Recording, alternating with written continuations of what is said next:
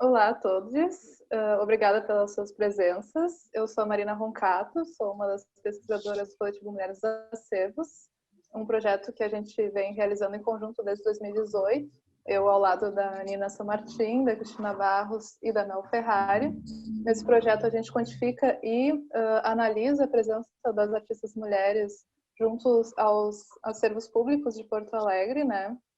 E hoje a gente vai dar, então, seguimento ao projeto Interlocuções Mulheres dos Acervos, que foi um projeto desenvolvido agora nesse período de pandemia e contemplado pelo edital FAC Digital 2020, né? Uma iniciativa da Secretaria do Estado da Cultura do Rio Grande do Sul, em parceria com a Universidade Fevale.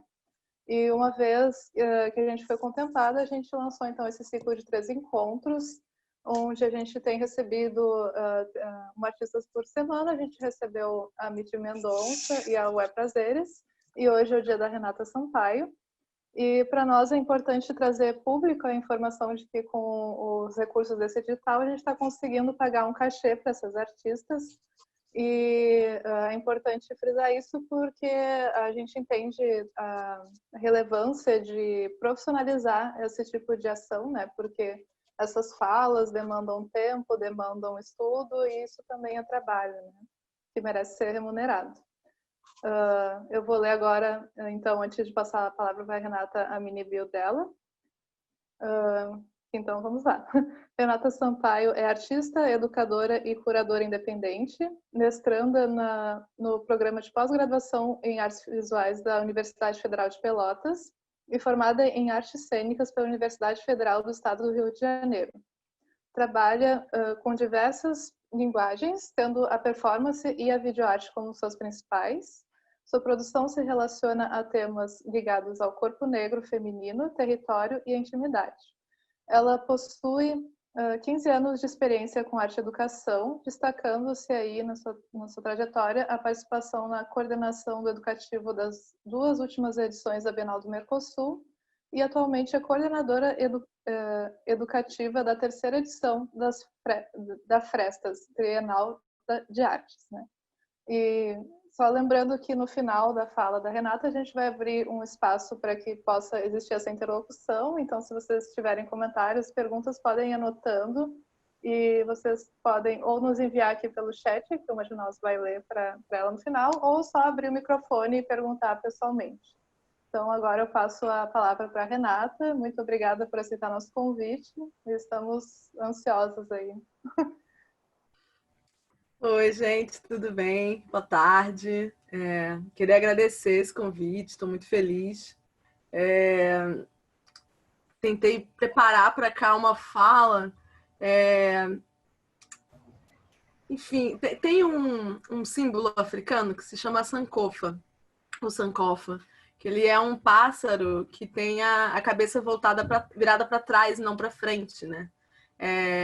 No sentido da gente pensar que olhando para trás que a gente anda para frente, assim. Fiquei pensando muito nessa imagem quando preparei a fala para cá, que foi uma fala muito em retrospectiva, mas para o futuro também. Enfim, acho que vai ficar nítido no meio da fala.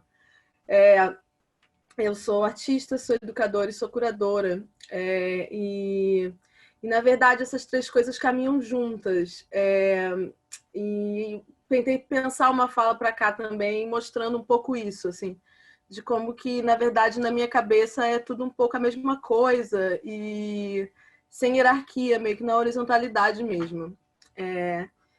Enfim, vou tentar usar aqui as tecnologias, não sou muito boa nisso, vou torcer para dar tudo certo. Vamos lá. Bem, dá para ver aí? Não sei como dá para ver, né? Tá indo? Tá aqui, Rê, só precisa colocar em tela cheia. Tá. Não consigo. Olha aí. Lá no visualizar, no cantinho do... depois de editar... Não, aí em cima ainda. Aí. Isso. Gente. Exibição tela cheia deveria ser. Um pouquinho ali embaixo. Aqui, tela cheia, foi. Feito. Bem, queria começar falando de onde eu venho, né? Acho que o sotaque já denuncia de cara que eu sou carioca, mas eu sou carioca de Realengo, esse lugarzinho vermelho aí no meio do mapa, zona oeste do Rio de Janeiro, periferia,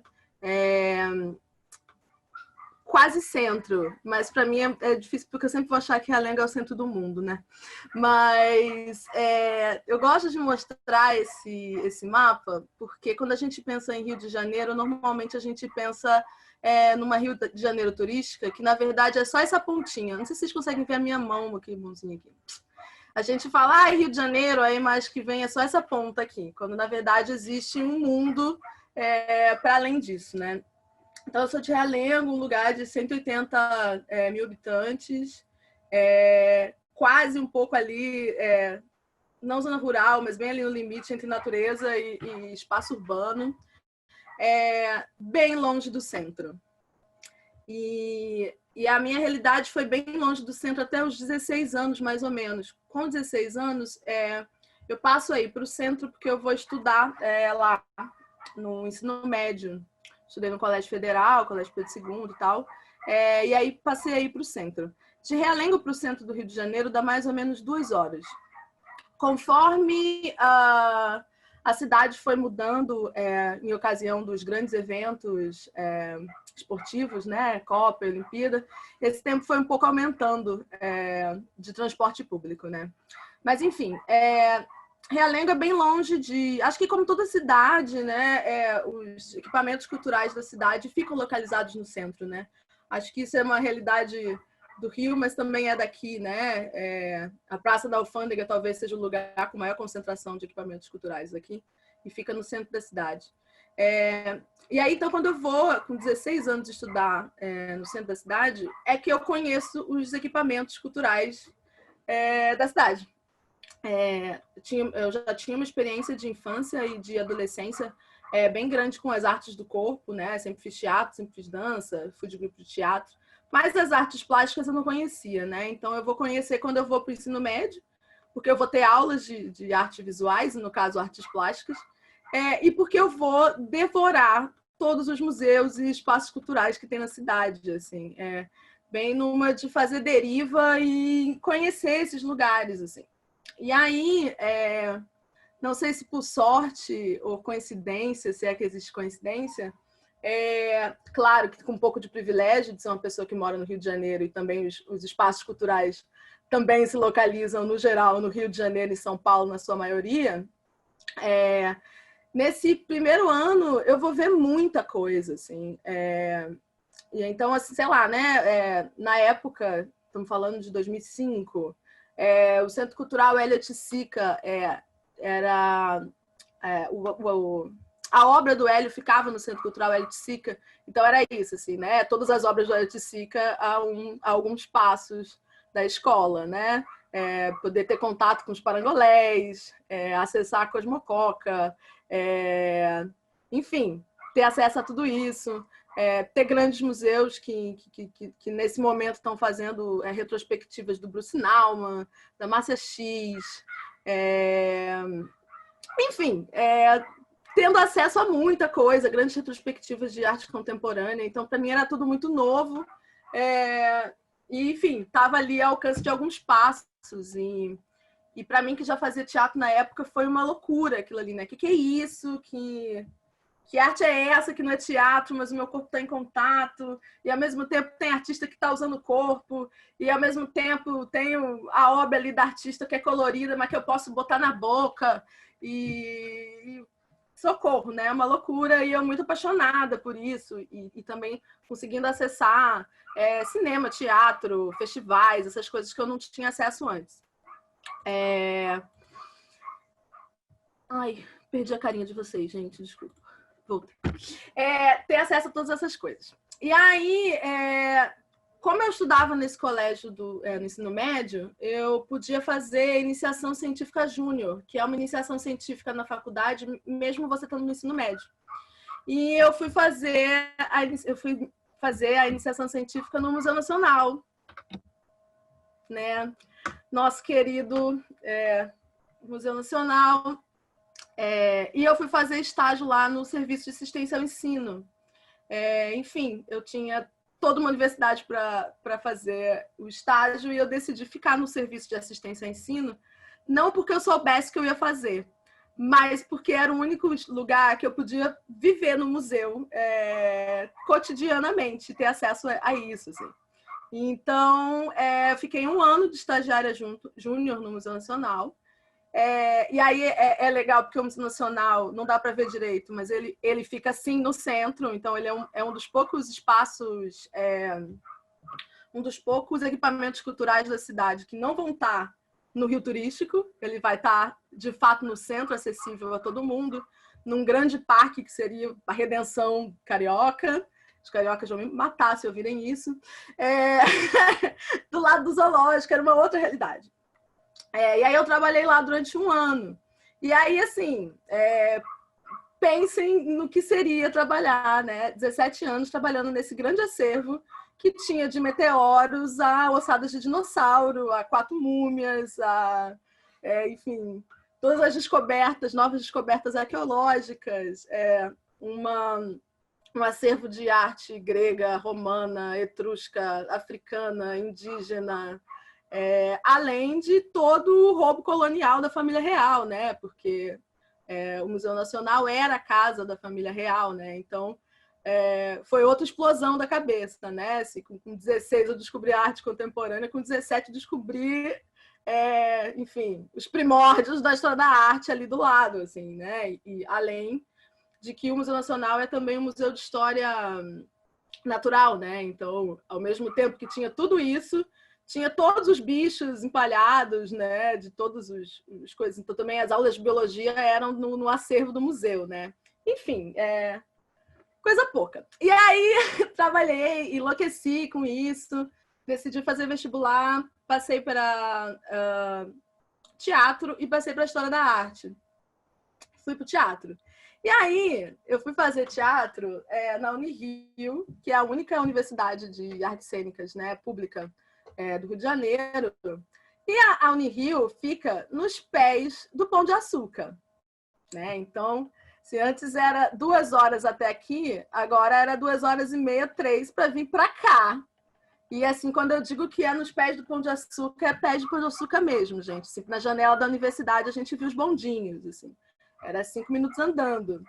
Assim, o único ônibus que levava até a universidade eram os alunos da universidade e todos os gringos que queriam visitar aquele lugar. Assim. Então, o complexo, a completa diferença de realidade possível na vida da pessoa. Assim.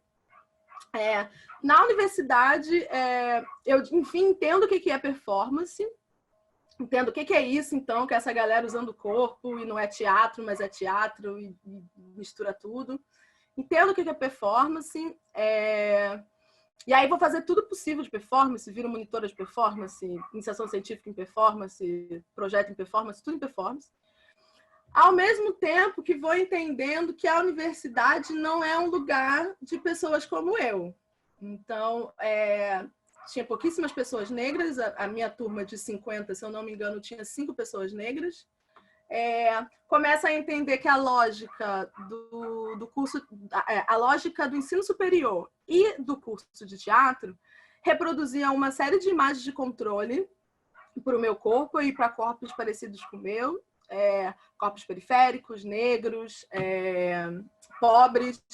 Então, enfim, começa a entender que aquele lugar não é para mim, nesse lugar, né?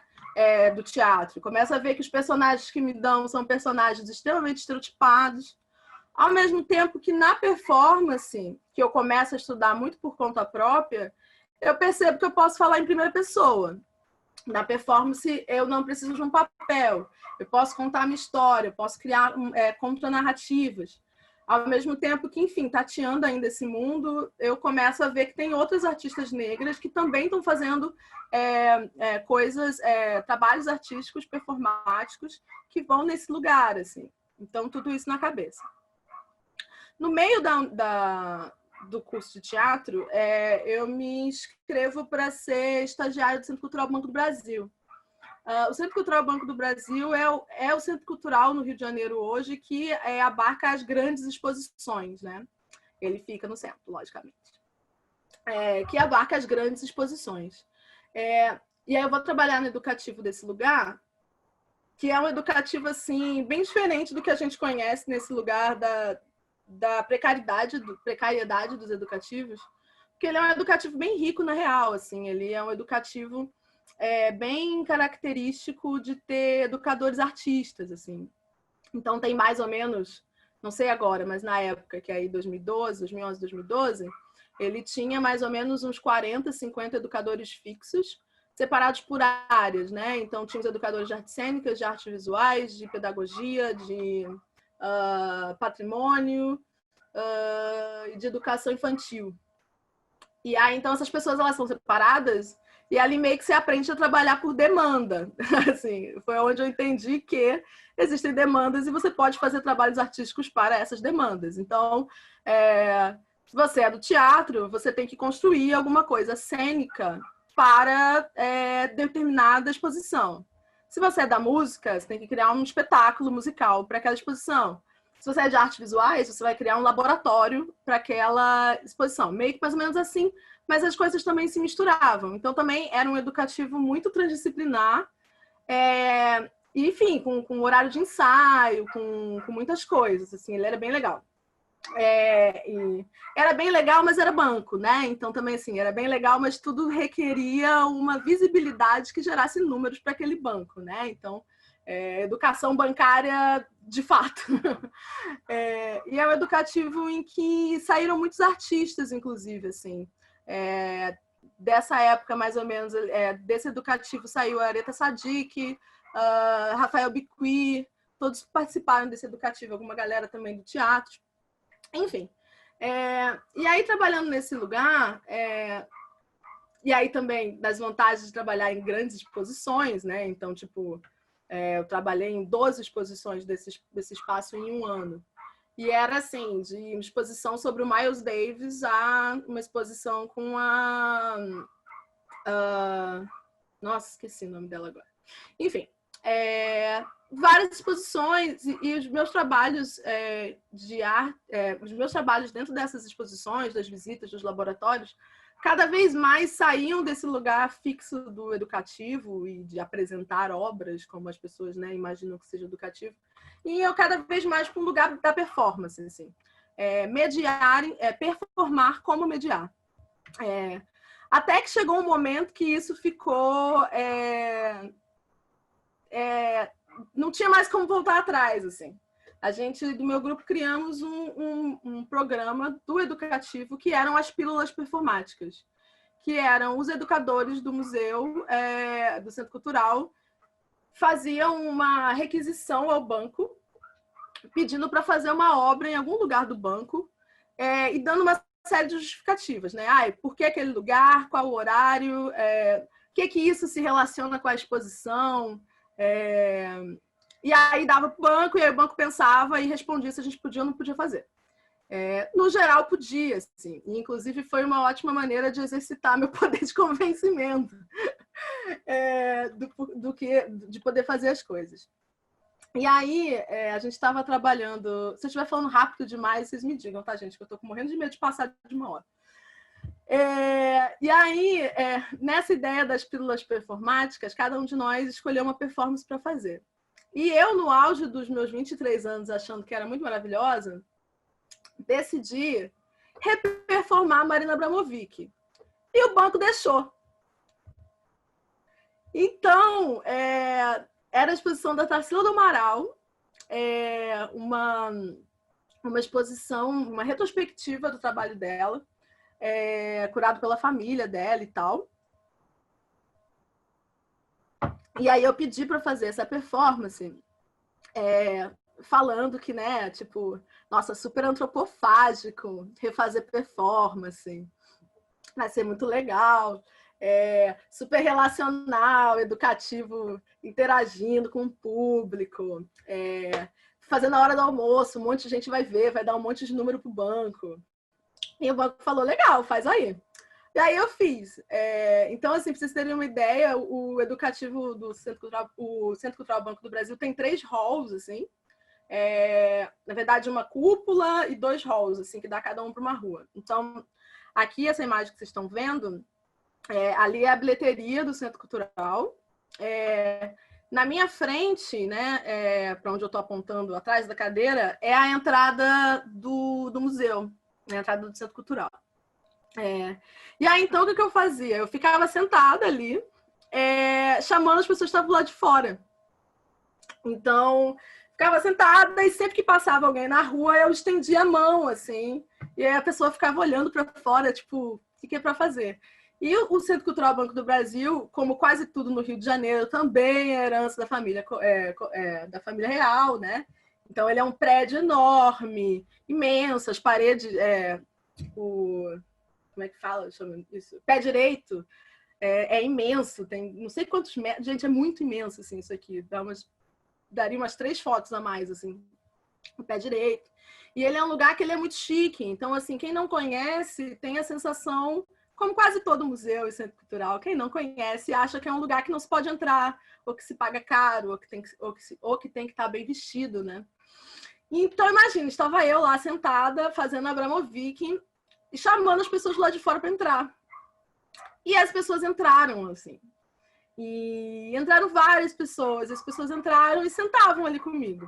E aí, lógico que eu não fiquei que nem a Marina, né, olhando para a cara da pessoa. Eu fazia o que a pessoa quisesse fazer, né? Então, tinha gente que, poxa, obrigada, porque o ar-condicionado maravilhoso, está muito quente lá fora, eu vou ficar aqui pegando um ar-condicionado. Eu falei, tá bom. Aí eu disse assim, posso conversar? Eu falei, pode, vamos conversar. Posso te contar uma história? Pode me contar uma história. Tipo, isso que você está fazendo é arte? Eu falei, não sei, o que você acha que é? Não sei, eu acho que você está conversando com as pessoas. Eu falei assim, mas será que conversar com as pessoas não é arte também? Existe uma coisa que é mediação, a gente fica aqui só conversando com as pessoas o dia inteiro. Que é isso? Enfim, e aí ficava, e aí às vezes as pessoas saíam e chamavam os amigos do trabalho, sabe? Vamos entrar naquele lugar. Sabe aquele lugar que a gente nunca entrou? Então, agora tem uma menina lá que ela fica chamando todo mundo para entrar. E a gente pode entrar e conversar. E aí as pessoas entravam. E aí, não, eu tô indo trabalhar. Você fica aqui até as 6, porque eu saio do trabalho e venho. E eu, não posso ficar aqui o dia inteiro. Eu fico só 1 hora. Enfim, e consegui fazer isso 3 vezes. E foi muito legal. E, nossa, e aí, né, a terceira explosão da cabeça, assim, né, tipo, que maravilhoso, né, e também numa loucura de, mas isso não é mediação? Eu tô aqui enquanto artista ou eu tô aqui enquanto educadora? Ou eu tô aqui só, enfim, fazendo graça com as pessoas? Eu não sei, né, e aí também de entender que também para o banco foi muito legal, né, porque aí, enfim... Aí as pessoas do banco tiravam fotos, aí depois foi pro relatório do banco, né? Do tipo, ela atendeu não sei quantas pessoas em 1 hora, né? Então também como tudo pode ser facilmente capturado também, né? Enfim, e aí aqui nessa performance, ela, para mim, ela é uma sementinha de uma coisa que eu vou pensar minha trajetória inteira, que é esses limites, né? Entre educação, arte, mediação e performance, enfim, isso é 2012. E aí, as coincidências ou não do mundo, em 2015, eu vou trabalhar com a Marina Abramovic, né? Então, eu vou trabalhar na exposição dela no Brasil, que foi uma super retrospectiva dela em São Paulo, enfim, educadores do Brasil inteiro. Enfim, essa foto é para me gabar um pouco, logicamente, porque não é sempre que eu posso mostrar ela. Já deu de TBTs com Marina Abramovic. Mas também... tem uma coisa de humanizar um ícone, sabe? Enfim. E aí, nessa exposição, gente, aí foi drástico a coisa, né? Então, assim...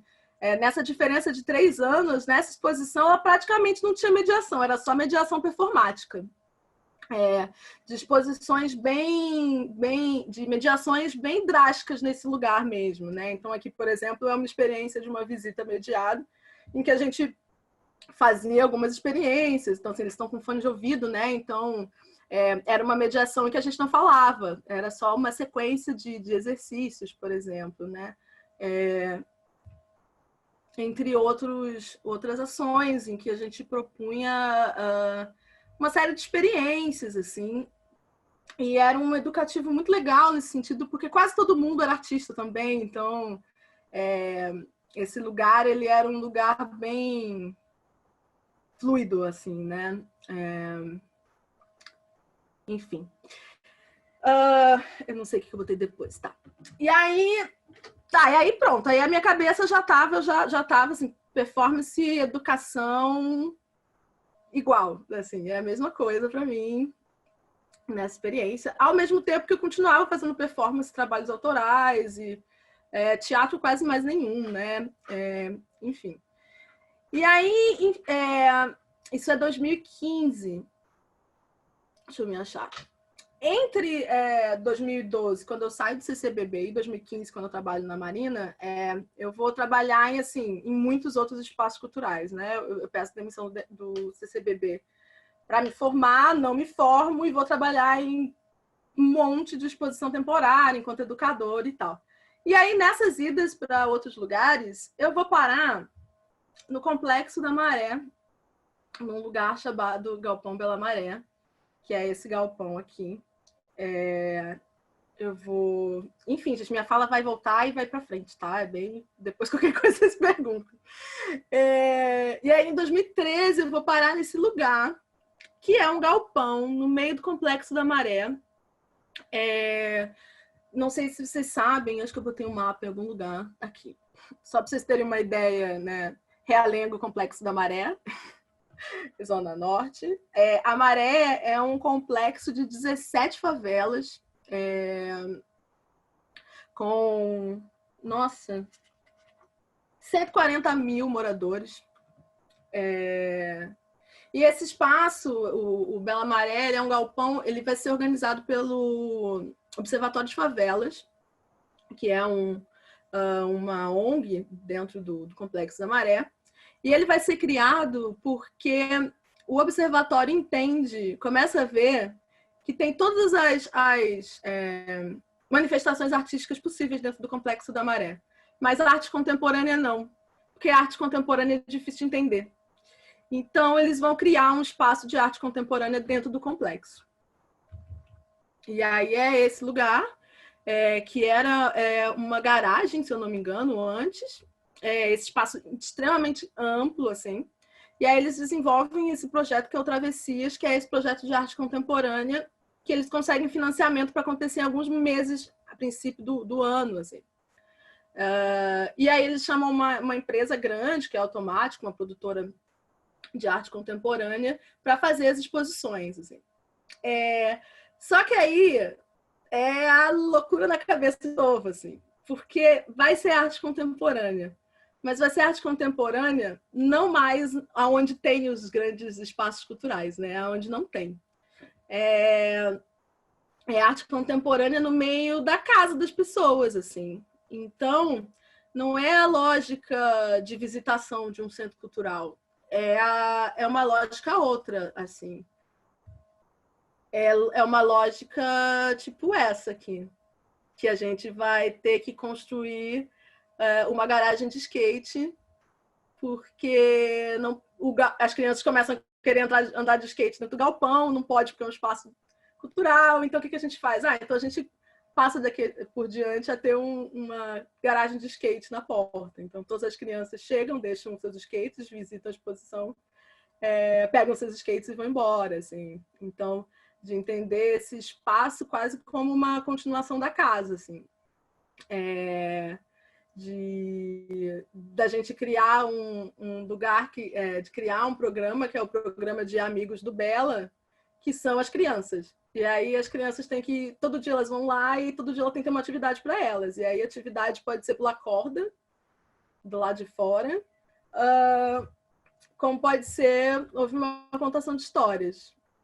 E aí, enfim, eu gosto muito dessa foto porque eu acho que ela diz muita coisa, né? Então, criança descalça, sem camisa, Essa obra aqui é uma obra do Barrão, aqui é uma obra essas duas aqui são obras do Zerbini.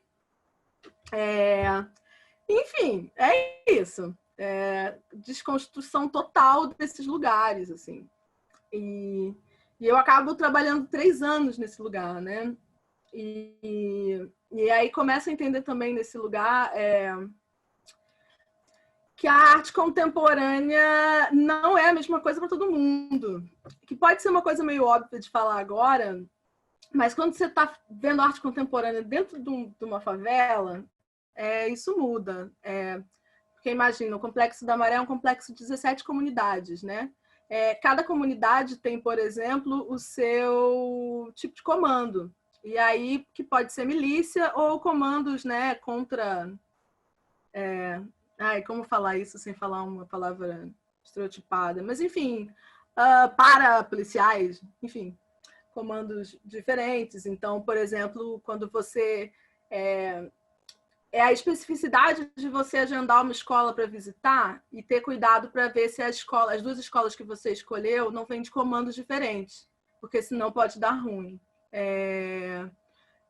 Esse tipo de cuidado, sabe? E eu lembro que uma vez a Dora Longo Bahia fez uma obra para expor no Bela, que era uma obra em lembrança dos 50 anos da ditadura militar.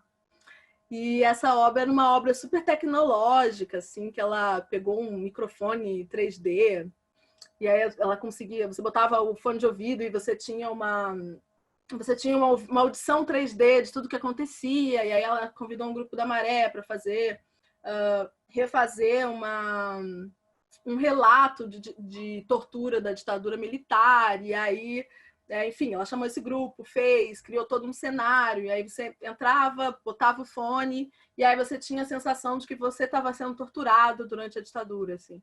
E era super pesado esse trabalho, e era um trabalho que fazia muito sucesso por causa da questão da tecnologia. As crianças achavam que eram fantasmas, os adultos queriam ver qual é.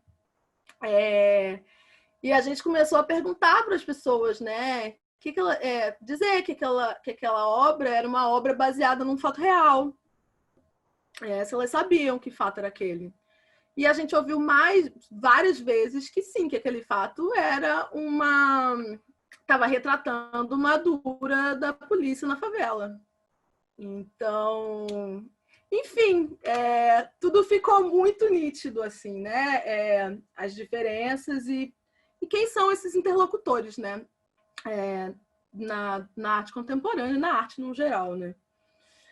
E aí, essa experiência da Maré foi muito importante para mim, para tudo. Assim, minha visão de arte é outra completamente depois dessa experiência. Mas ela foi muito importante também para mim, porque foi a primeira vez que eu não precisei ir para o centro, né?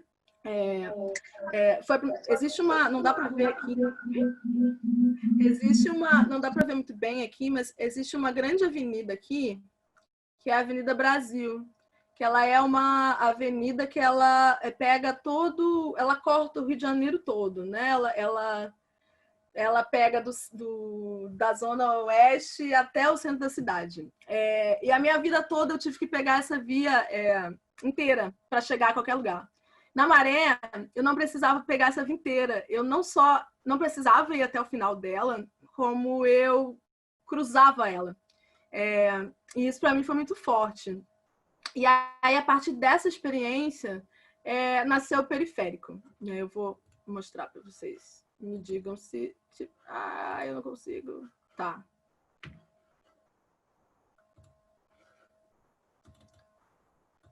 Gente, cadê vocês? Tá aqui.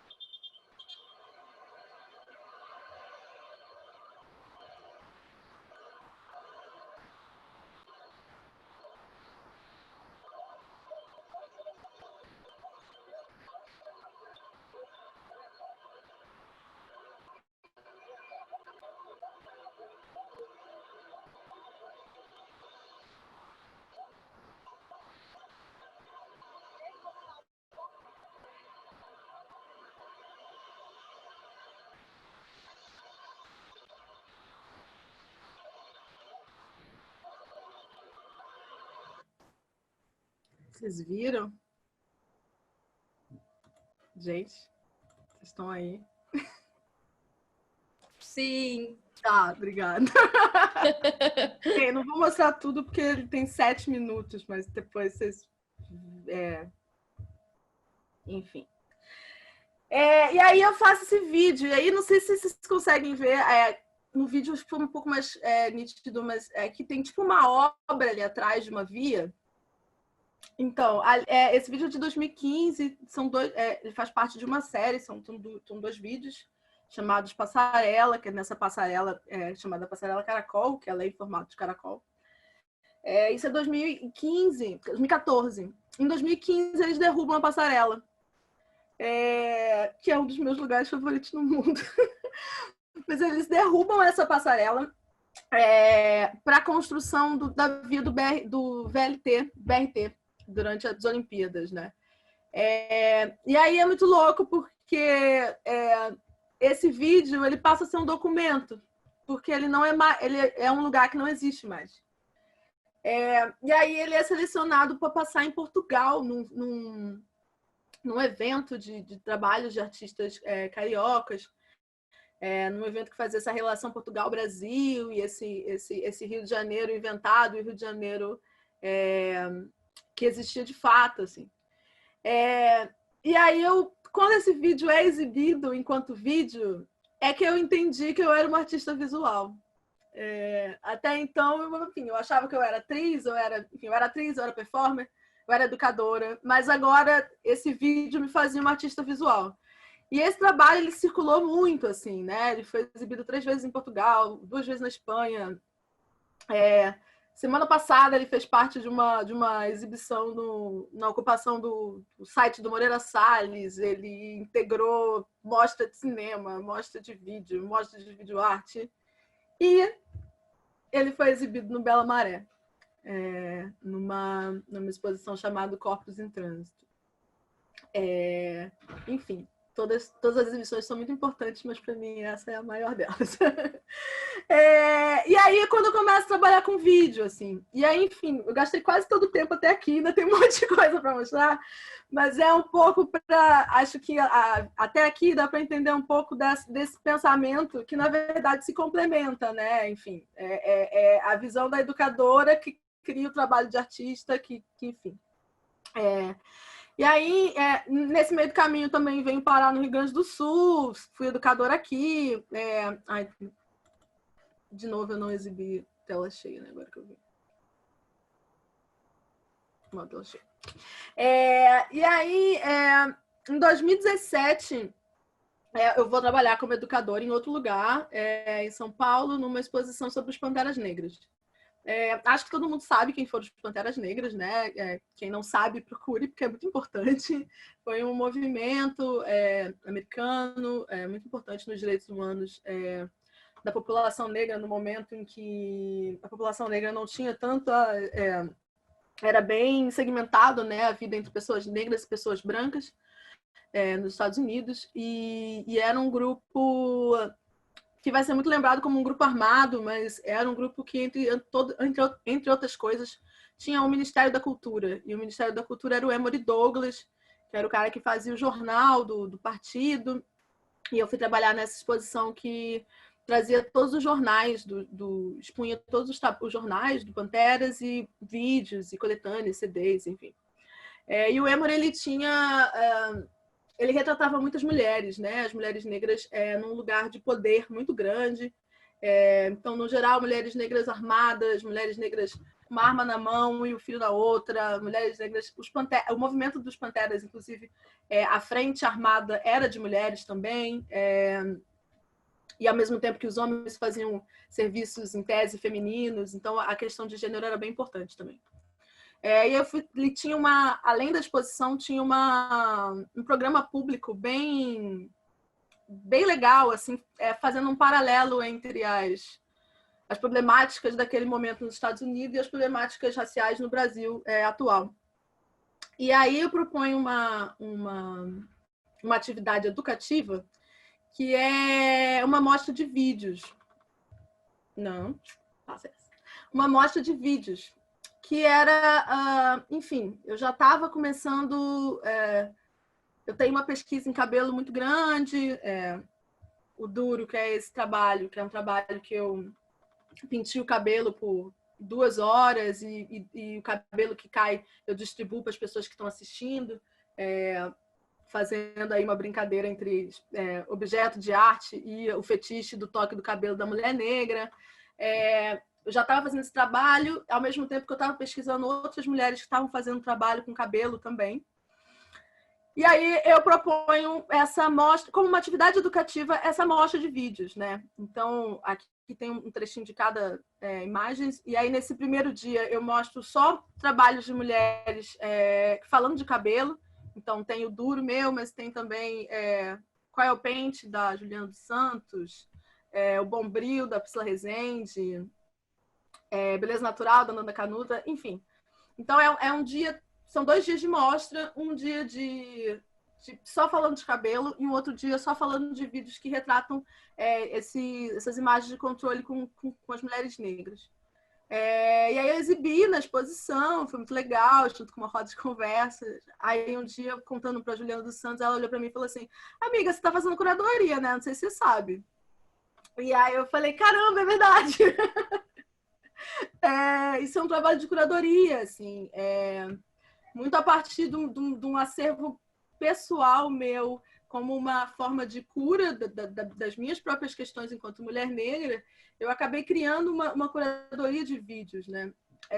E aí, essa coletânea de vídeos também, essa curadoria, sai desse lugar, né? E vai também para o Centro Cultural Pequena África, ser exibido enquanto mostra de vídeos, enfim, também rolou por alguns lugares depois disso. Então, também essa experiência da curadoria vindo do lugar da educação.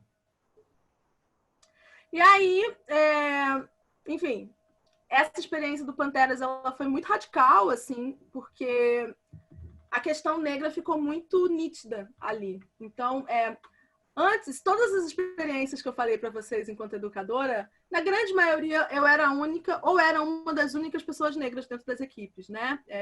Tendo como companhia só mesmo os seguranças e as pessoas da faxina, né? E isso já era uma coisa que estava incomodando, mas nesse momento virou uma coisa muito radical, radical no sentido de incômodo mesmo direto, porque a gente era uma exposição que falava sobre isso, a gente já estava aí, Brasil já virando à direita, 2017, né? Então, as questões raciais já estavam muito drásticas. A equipe era uma equipe, metade dela formada por pessoas negras que trabalhavam com questões étnico-raciais. Então, assim, todo dia era um dia de batalha. Saio dessa exposição, venho morar no Rio Grande do Sul e sou convidada para fazer a coordenadoria da Bienal do Mercosul, do educativo da Bienal do Mercosul, que ia falar do Triângulo Atlântico. E aí eu falei, demorou, né? Tô aqui, saí da experiência, vai ser ótimo, vamos lá. E aí, muito por conta da temática e também por causa da minha presença, foi o educativo com o maior número de educadores negros até hoje, né? Que foi 25%, que é muito pouco ainda. E era uma exposição que falava dessas rotas da escravização, falava dos quilombos do Rio Grande do Sul, falava dessa presença negra do Rio Grande do Sul que a gente, né, ignora, a gente no modo geral, né? Mas ela era uma exposição curada por um curador alemão, branco, hétero, cis. Ou seja, falava, mas ao mesmo tempo continuava com imagens de controle bem fortes. Ao mesmo tempo que a Bienal do Mercosul carrega esse histórico do Mercosul, né? E aí, para muita gente, falar de África numa Bienal do Mercosul não fazia o menor sentido. Enfim, foi uma Bienal bem tensa, quando eu falo de bem tensa, no sentido de racismo mesmo. Foi uma Bienal com muitos casos de racismo, dos mais sutis aos mais graves. Foi uma Bienal bem tensa, com muitas questões mesmo. E principalmente por muita gente entender que um educador não pode ser uma pessoa negra, né? Quem fala de arte, quem faz arte, são pessoas brancas, né? Enfim. E aí, estando nessa experiência, eu recebi o convite de participar de uma revista de arte para fazer um trabalho artístico sobre essa experiência da Bienal. E aí, o trabalho artístico que eu fiz para essa revista foi um jogo. O jogo chama Corpo Negro, Cubo Branco. Ele é um jogo de cartas, são 32 cartas. Cartas brancas e cartas negras, cartas positivas e cartas negativas, que reproduzem 32 experiências de violência numa exposição decolonial. Então, dependendo do grau da violência, você ganha ou perde pontos. É um jogo de cartas, cada um pega uma carta, no final das cartas quem tem o maior número de pontos na mão ganha o jogo. Em caso de empate, ganha o jogador que tiver a pele mais escura. Basicamente, são essas as regras do jogo. Ela expõe várias questões, desde questões de hierarquia, curadoria, educativo, do entendimento do educativo como um grau menor dentro de uma exposição, quanto questões de violência racial, e quanto questões de experiências em que se esperava questões pedagógicas dos educadores negros, não porque eles eram educadores, mas porque eles eram negros. É basicamente isso. Enfim, se alguém quiser, faz parte dessa revista, mas se alguém quiser, eu compartilho esse jogo. Ele foi pensado enquanto jogo, mas ele era uma obra de arte. Mas, enfim, muitas pessoas me pediram o jogo e eu, enfim, distribuí. E ele começou a ser usado dentro dos educativos enquanto uma ferramenta de formação. O que é muito interessante, porque eu mesma nunca apliquei o jogo, mas o jogo já foi aplicado em vários lugares. Então, a última que eu soube foi que o Instituto Moreira Salles estava usando o jogo junto com a equipe de segurança, por exemplo. O que me deixou muito feliz. Sei que alguns educativos, tipo Preta... esqueci o nome agora.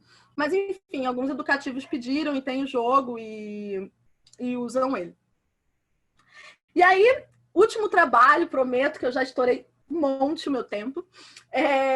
Nesse período também, a gente está falando de 2018, eu recebo um convite do Rafael Biqui, que estava curando uma exposição sobre afrofuturismo com artistas cariocas, para fazer um trabalho.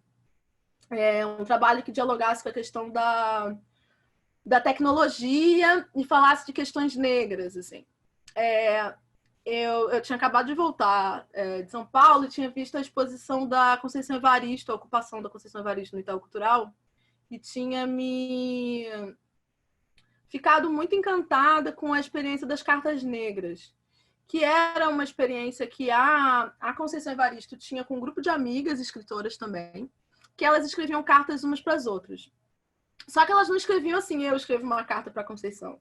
Era tipo assim, cada uma escrevia a mesma carta 5 vezes e mandava para as 5 amigas. E aí as 5 escreviam 5 cópias e mandava para as 5. Então elas faziam uma grande, enfim, uma grande roda de comunicação ali com o que tinha de mais moderno e prático na época, que eram as cartas, né?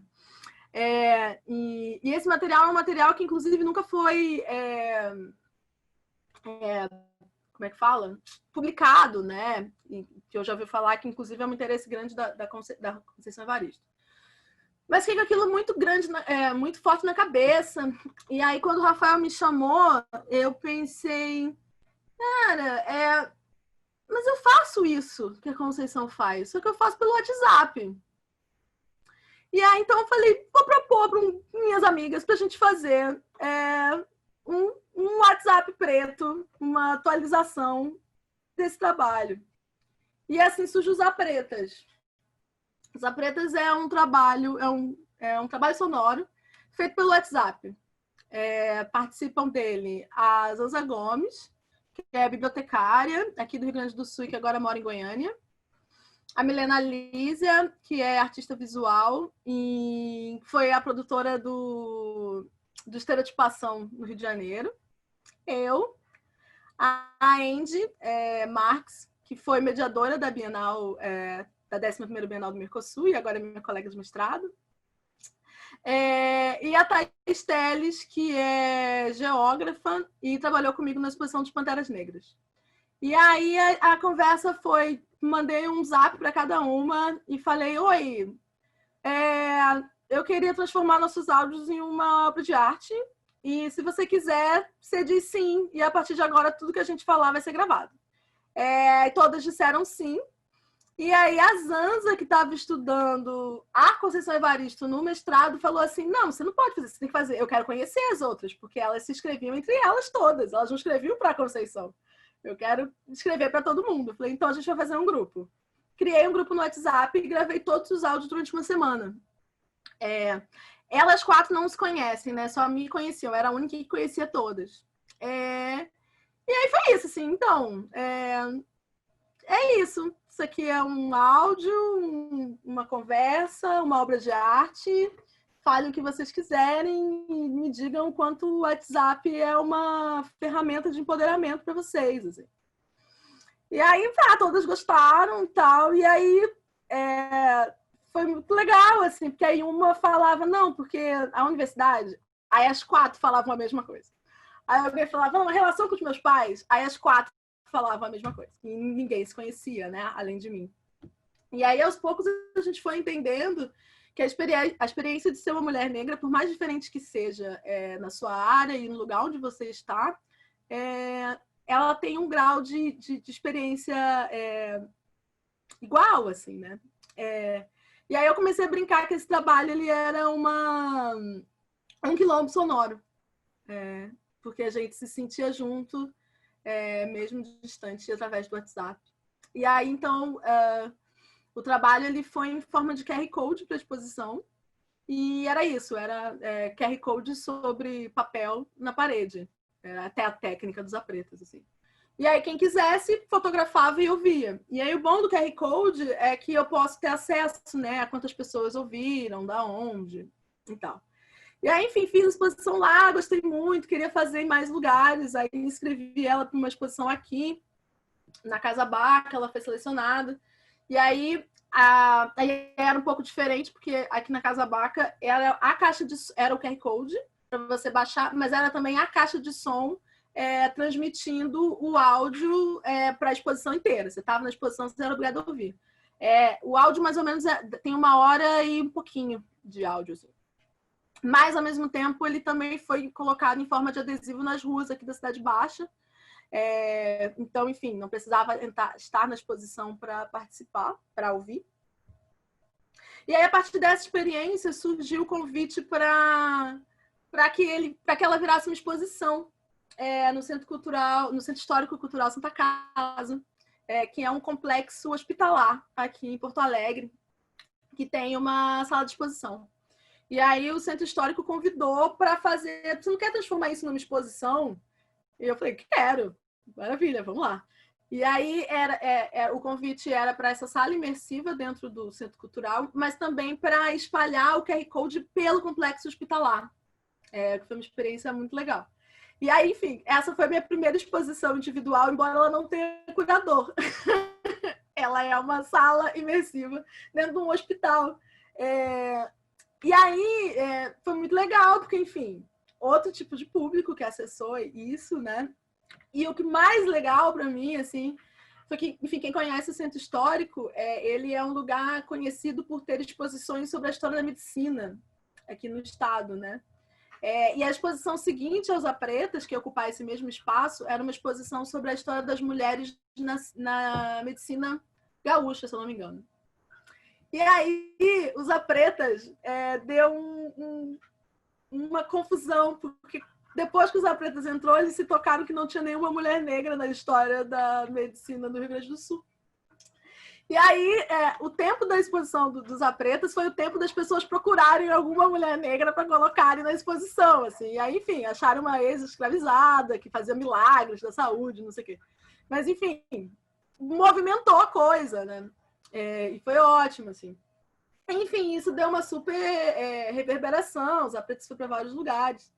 E aí, no começo desse ano, ela integrou a exposição Que Resta Após na Pinacoteca Rubem Berta, aqui no estado também, dentro de uma exposição de curadoria, da pós-graduação de curadoria da URGS.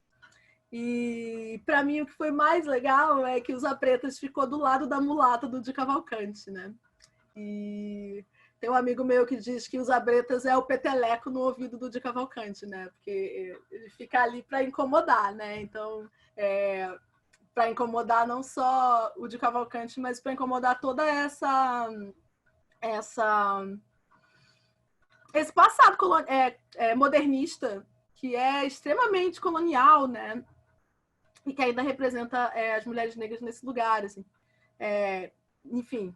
para mim foi muito legal estar nessa exposição também e estar nesse lugar. E aí, fechando a fala, né, só porque comecei lá com a Tarsila do Amaral e o movimento antropofágico e termino aqui dando um pescotapa no Di Cavalcanti. Só isso mesmo. Obrigada. Bom, vou agradecer mais uma vez. Muito obrigada por participar do Interlocuções. A fala muito boa, tem um carisma sem contagiante. E a gente abre, então, agora o espaço para as pessoas interagirem, né? Se alguém tem alguma pergunta, pode se manifestar, pode mandar aqui pelo chat ou abrir o microfone. E vamos ver se alguém tem alguma pergunta. Oi, Eu Renata. tenho uma pergunta. Oi, desculpa. Pode falar, quem é que tá falando? Oi, Camila, pode falar. A Camila, eu entrei um pouco atrasada, e talvez você já tenha falado sobre isso, mas eu gostaria de entender um pouco como que funciona para você ter tantas coisas. Assim, como que você lida com isso? Porque, enfim, pelo que eu percebi, você foi descobrindo conforme as suas práticas, conforme, enfim, você compartilhava suas práticas e você foi descobrindo, curadoria, educativa. Como que é lidar com todas essas informações e como isso funciona dentro do seu processo? Tipo, você separa, agora é educativa, agora é curadoria, ou acontece tudo ao mesmo tempo? Assim, eu gostaria de entender um pouquinho mais como você lida, assim, como é seu processo lidando com todas essas informações. Obrigada pela pergunta. Então, é meio que no automático, assim. Quase... enfim, tem tipo, agora eu tô ocupando um cargo de coordenadoria de educação. Então, assim, eu tenho que pensar o que é melhor e o que funciona para uma equipe educativa, né? Mas acho que é uma forma... Até quando eu estou pensando isso, eu estou pensando numa forma mais horizontal, porque eu não consigo pensar que um educador de exposição é só um educador, assim, né? E que ele é um funcionário simplesmente, né? Então, mas é muito... A prática educativa me deu muita... Me inspira a fazer obra, no geral é isso, assim. Mas muito porque é um grau de... Ai, que difícil responder. Mas porque tem uma coisa que para mim é muito forte, que é uma noção de intimidade, assim. E eu entendo que o educador, ele é o mais íntimo possível de uma obra, assim. Mais íntimo até do que o autor da obra. Porque é como se ele habitasse uma casa e aquela casa fosse dele, e é ele que te mostra a casa, assim.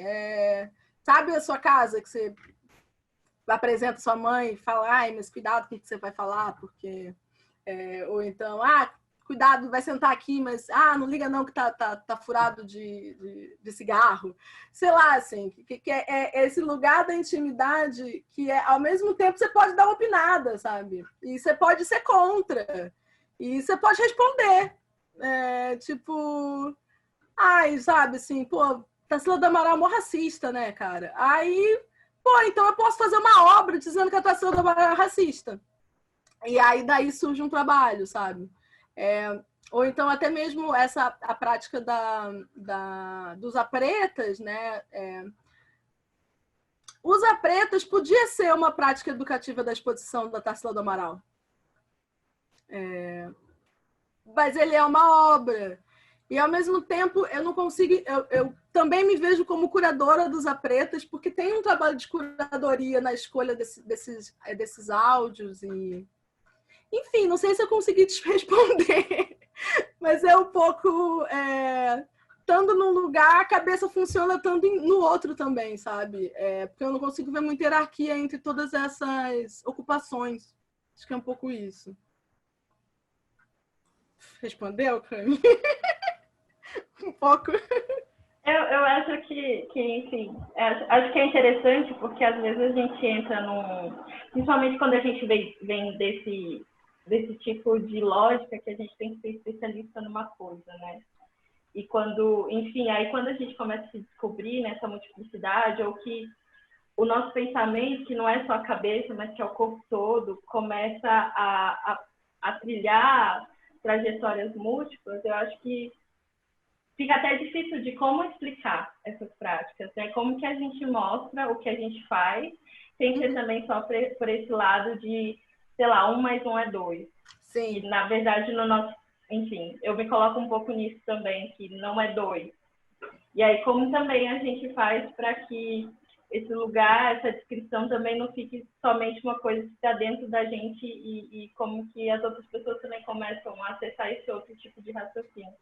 Mas acho que também essas explicações, né, de expressão, às vezes ainda não dá conta desse lugar de multiplicidade, né? Mas é uma curiosidade minha mesmo sobre esse processo. Enfim, acho que não tem nada para ser explicado ou tipo um manual, né? Não existe um manual disso. Mas é isso. Obrigada, Cris. Eu que agradeço. E eu acho também mais uma coisa, assim, eu acho que quando a gente fala dessa separação em áreas e em funções, é uma separação muito branca também, né? Ocidental, de separação das coisas, porque se a gente vai para uma lógica não branca, a gente vai ver que as coisas são muito mais partes uma das outras, né? Inclusive a arte como uma parte da vida mesmo num outro lugar. Enfim. Gente, temos uma pergunta aqui no chat do João. Ele diz que está amando a fala da Renata, quando fala da Tarsila, fala da tua performance, de pensar a arte como um convite, a arte como um movimento, e aí ele queria te ouvir falar um pouco mais sobre a performance lá no Caracol, e gostaria de te ouvir sobre se as pessoas interferiram, não interferiram, como é que foi? Então, é engraçado, assim, eu que já vi o trabalho várias vezes, eu consigo identificar, e aí quando a gente começa a identificar é muito legal, que existem pessoas que aparecem várias vezes no vídeo, em lugares diferentes, assim. Então, assim, você vê aquela pessoa no começo, aquela pessoa deu um jeito de correr, de estar no final, e ela tá no meio, assim, ela, enfim, ou então eu tô em cima, você consegue ver ela embaixo, e depois você vê ela passando por mim, assim. Que eu acho ótimo por conta, enfim, gerou um burburinho. A passarela é uma passarela muito grande, muito movimentada, né? Mas não chega a ter nenhum movimento de falarem comigo ou interferirem. O segundo trabalho que faz parte dessa série, que é essa série da passarela, essa teve bastante intervenção. Será que eu consigo mostrar ou é demais? Ele tem acho que 3 minutos. Eu vou... Consegue sim. Pode. Fica à vontade. Tá. Quanto mais, melhor, né? Eu acho que vocês vão ver toda a minha vida aqui. Essa era a intenção. Não, eu queria... Enfim, ai, gente, eu vou tentar sair aqui e achar o trabalho, só para vocês não verem meu... Ai. Gente, eu sou péssima com tecnologia. Eu tô tentando achar o trabalho aqui, mas eu não consigo sair daquela página inicial. Tá. Só um minuto. E aí essa aqui... Porque essa eu fiz mais sobre a coisa de uma ideia, mas o trabalho seguinte, ele é sobre o formato da passarela. Tá. Deixa eu achar vocês para compartilhar o vídeo.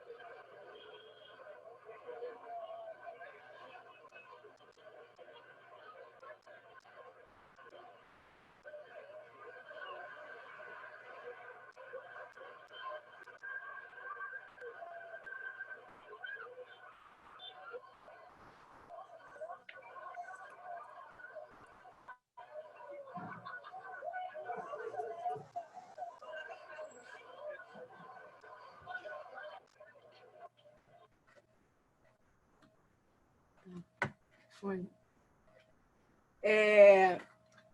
Esse, ele gerou bastante comentários e participação da galera, assim. Mas não sei se dá para ouvir que no final tem um moço que fala danada. E tem aquelas crianças que estão ali o tempo inteiro brincando, né? E que super interagiram.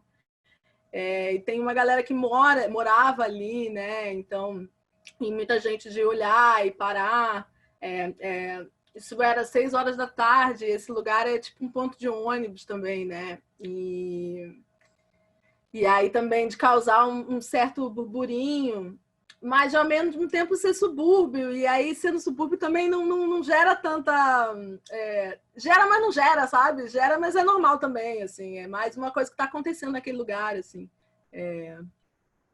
Acho que é isso.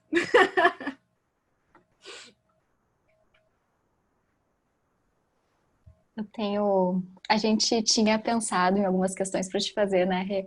Só que acabou que várias questões que a gente estava pensando, tu já respondeu ao longo da tua fala. Porque tinha uma questão sobre esse papel, né, da artista, da curadora, da educadora, mas eu acho que ao longo da tua explanação tu deixou isso bem claro, né, que essas coisas vão se misturando, não tem um momento que para artista, entra educadora. Eu acho que tu deixou bem claro isso pra gente. Mas eu fiquei pensando numa questão, que não sei se é uma questão, na verdade é uma digressão aqui. Que lá no começo da tua fala, né, tu fala do performar como mediar. E aí tu estava falando da questão da estrutura do Centro Cultural Banco do Brasil lá, que é um prédio muito imponente.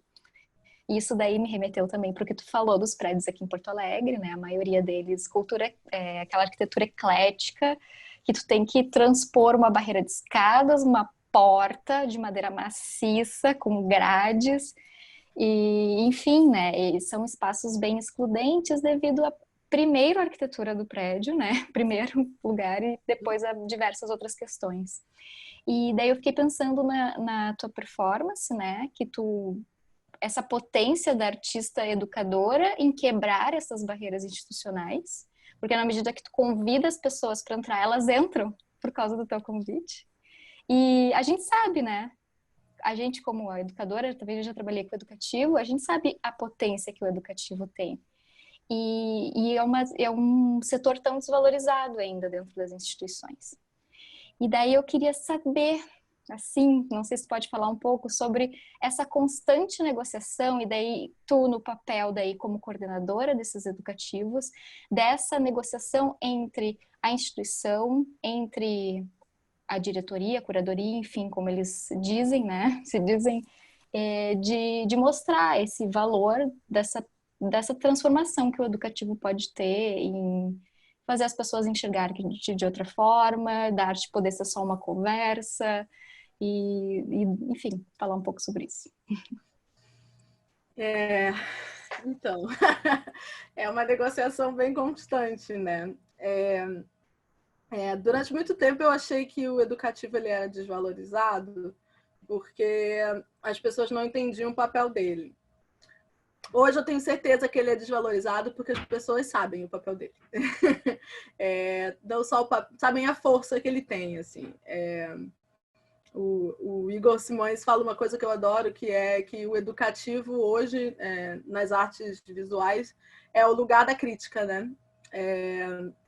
A crítica cultural nas artes visuais hoje quem faz é o educativo, assim. Porque é esse lugar da desconfiança, né? É esse lugar da intimidade que pode dizer que o sofá tá furado de cigarro, né? E ninguém quer que isso seja dito. E também por conta desse corpo a corpo que o educativo cria, né? O educativo ele cria a vida de uma exposição. E, sinceramente, eu acho que são poucas as exposições hoje que querem vida dentro de um espaço cultural, assim, né? Eu gosto muito quando eu fiquei muito feliz quando me disseram que o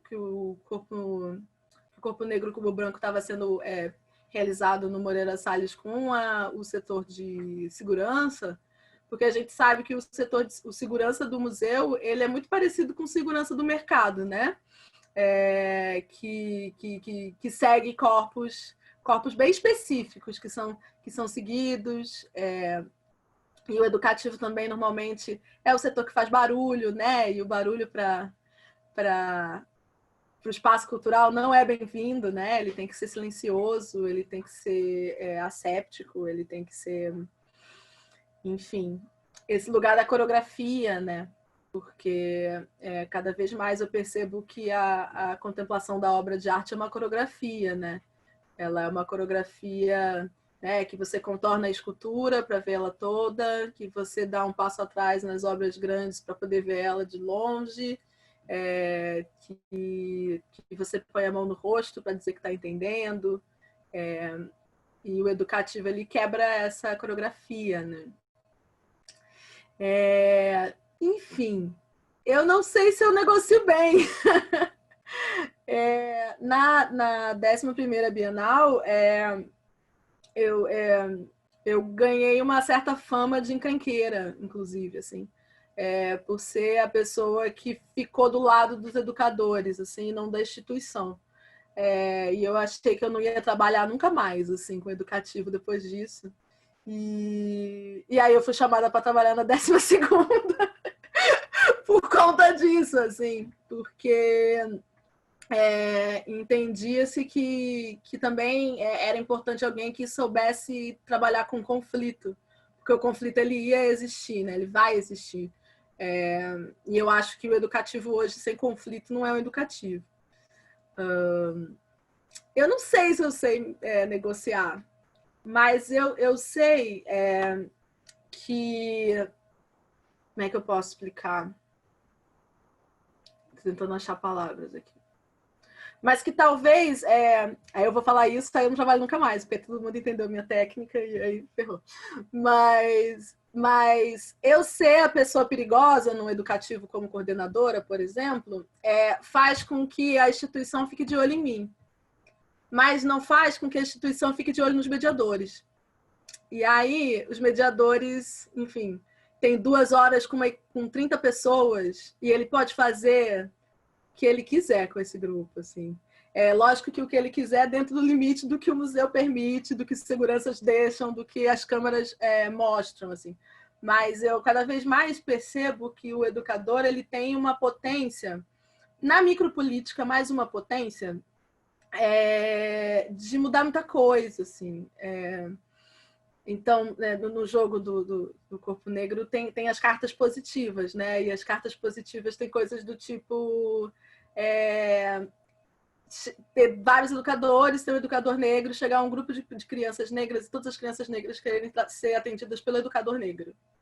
E, assim, a experiência daquela turma de 2 horas com aquela pessoa negra, que ela reconhece como alguém parecido com ela e que vai tratar ela bem, vai ter reverberações que a gente nunca vai saber quais são, sabe? Assim como ter uma educadora trans atendendo um grupo, a gente pode não falar nada sobre questões de sexualidade, mas só a presença daquela pessoa num lugar que é um lugar de poder, mas é um lugar horizontal, vai trazer reverberações muito outras, assim. Então, eu acho que o meu lugar de negociação é muito bater de frente para ficar sendo bem visto, para que a galera possa fazer o que quiser com seus grupos, assim. Lógico que fazer o que quiser no sentido também de confiar nessas pessoas, que essas pessoas não vão fazer qualquer coisa também, né? Mas de que... porque o educador, ele é curador, né? A curadoria educativa, né? Quando um educador ele escolhe as obras que ele vai mostrar em 1 hora, é uma curadoria. Tem um discurso ali. E tem uma conta narrativa sendo elaborada ali também, que às vezes é exatamente contra a própria narrativa da curadoria, né? Acho que é isso. Não sei se respondi. Perfeito, sim, é isso aí. Porque o não é uma negociação também, né? Bater o pé e dizer não, claro, tu tá impondo a tua voz, né? Sim, com certeza.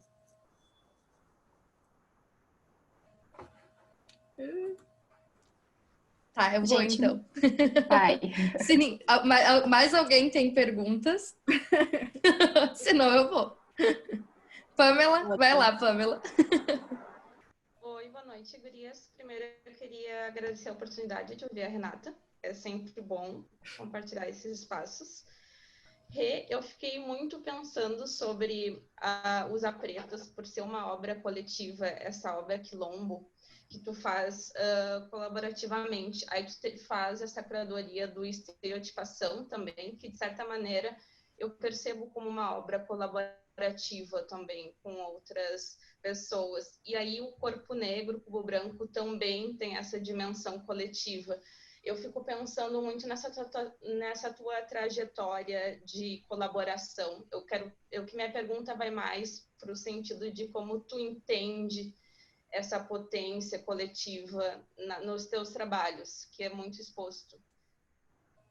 E se eu posso puxar uma outra pergunta também, e aí se te der tempo tu responde também, que é essa tua relação com esse trânsito literário, assim, que eu percebi também. Tu tem esse diálogo com a Conceição Evaristo nos Apretas, e aí tu traz isso para dentro do teu trabalho. E, ao mesmo tempo, também, tu tem um diálogo com a Clarice Lispector, né? Nos teus estudos em comunhão com o mar. E eu fiquei pensando nesses trânsitos que tu propõe também, nessas outras formas de pensar a arte e literatura, assim. É isso. Obrigada. É verdade. Tem uma coisa com a literatura, sim. Mas eu vou responder a segunda primeiro. Mas o periférico, de certa forma, também, porque aquele trechinho inicial, que é a definição de periférico, é a definição do dicionário, né? E eu gosto muito de trabalhar com definições de dicionário, assim. Na verdade, eu gosto muito de dar corpo para as palavras escritas, assim. Entender como que ela pode corporificar, e às vezes nesse corporificar ele até mudar de sentido mesmo, assim, né? No estudo de comunhão com o mar eu não mostrei aqui, mas ele é um trecho do... Ai, esqueci qual é o nome do livro da Clarice Lispector. Os livros dos prazeres. Isso. Ou alguma coisa. Uma aprendizagem ou o livro dos prazeres. Isso. É um trecho da Clarice Lispector do livro, em que ela narra ela entrando no mar, né? A personagem, a Lori, entrando no mar, e ela vai descrevendo sinestesicamente essa presença e esse mar, assim.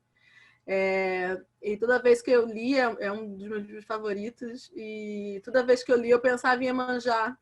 E assim, tem nada de Iemanjá, pelo menos ali no que está dito, né? Nas entrelinhas tem bastante, mas no que está dito não tem nada de Iemanjá naquele texto, assim. Mas aí, a partir do momento que é o meu corpo que entra no mar, a figura da Iemanjá aparece. Então, e na Conceição Evaristo, um pouco isso também, né? É a experiência dela, mas aí quando é a experiência do meu corpo, nesse tempo, vira uma outra coisa, né?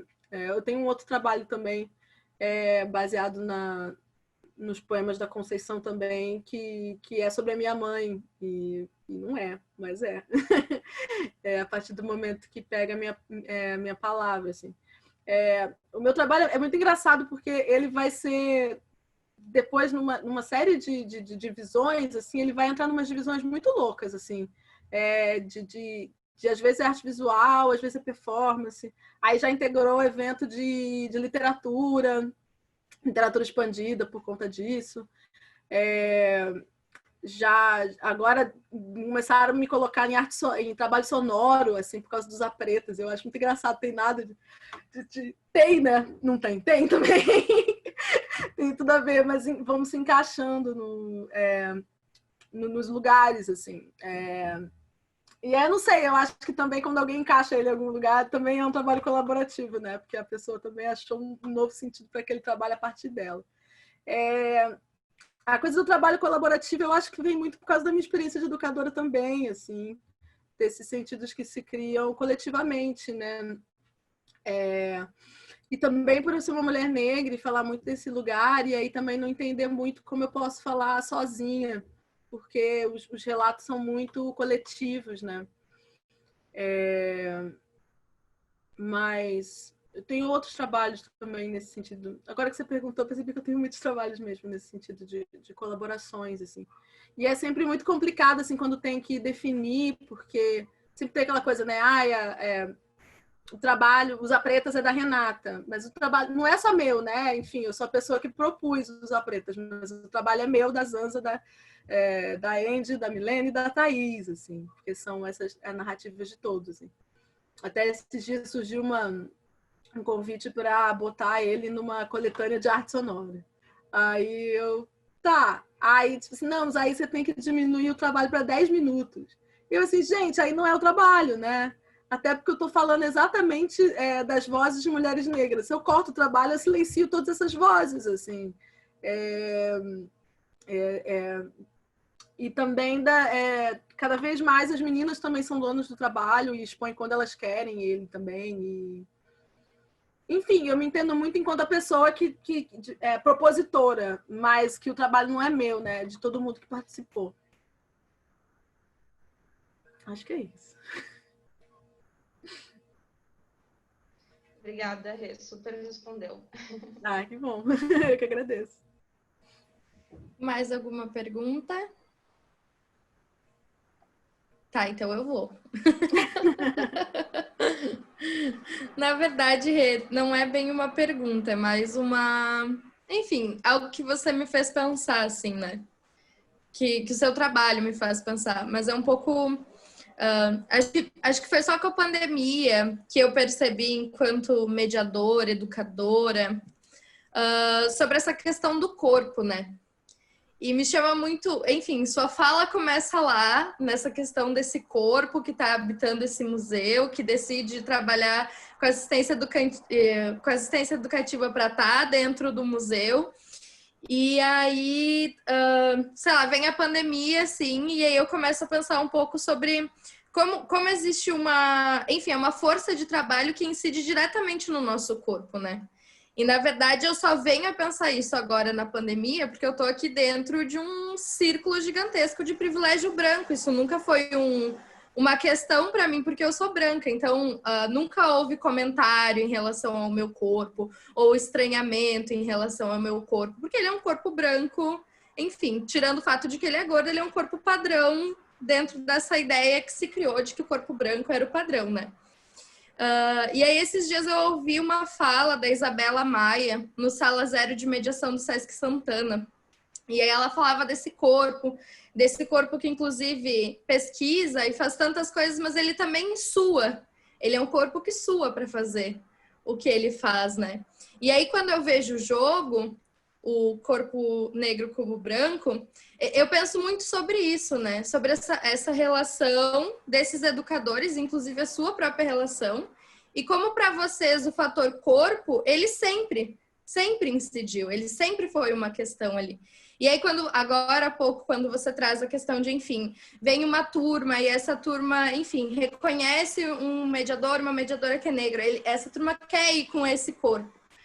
Reconhece, enfim, temos um corpo ali que é trans ou andrógeno, e existe uma questão para ir junto com... Então, também como os nossos corpos, e aí eu volto lá para o seu trabalho na exposição da Tarsila e tudo mais, como eles são também, dentro dessas instituições, convites inclusive para violência, visto dentro desse sistema todo, né? Uhum. E aí, enfim, algo que... A pergunta do João, ela contempla algo muito que fiquei pensando enquanto vi o vídeo do Caracol. Porque você tá lá e tal, e eu ficava, enfim, olhando para ver se alguém olhava para trás, né? Porque as pessoas olhavam para o lado e tudo mais. E quem olha para trás é uma menininha que tá com a mãe. E ela não olha uma vez, ela olha duas, ela olha três, até que a mãe puxa ela pelo braço. Tipo, o que você tá olhando? E ela tá olhando esse corpo, né? Esse corpo dessa mulher negra que tá se movimentando ali na passarela junto com elas. Então foi algo que, enfim, uma reflexão, assim, você não precisa nem comentar, mas foi algo que me veio muito forte, assim. Fiquei, enfim, Não, eu comento porque uma das definições de periferia é linha que contorna um corpo curvilíneo, né? Então, sim, assim, inclusive, quando eu faço a sequência do trabalho, né, que é o trabalho com Bombolê, ele não era um trabalho sobre sexualidade, ou não era um trabalho sobre ser uma mulher negra, ele é um trabalho sobre rodar um objeto circular num lugar circular, com uma câmera fazendo um movimento circular. Mas a partir do momento que eu sou uma mulher negra, em determinada roupa, rodando um bambolê num local público, não chegou a acontecer violência, mas é um convite também, né? Porque aquele corpo... e aí o nome é sinuosa por causa do movimento sinuoso, mas é sinuosa porque acaba sendo uma mulher se insinuando também, né? Eu gosto muito que naquele momento eu não estava pensando em trabalhar enquanto uma mulher negra, mas ao mesmo tempo é um corpo negro. E o quanto ele, enfim, pode ser um convite ou um olhar outro, né? E aí, quanto a coisa do corpo do educador, total, assim. Em 2013, eu trabalhei como mediadora aqui Eu venho para Porto Alegre porque eu sou mediadora na Bienal, na 9ª Bienal do Mercosul. E eu era do que antes se chamava de educadora à nuvem, que eram esses educadores que faziam a formação EAD e vinham quando a exposição abria. E bem pandêmico, mas não era.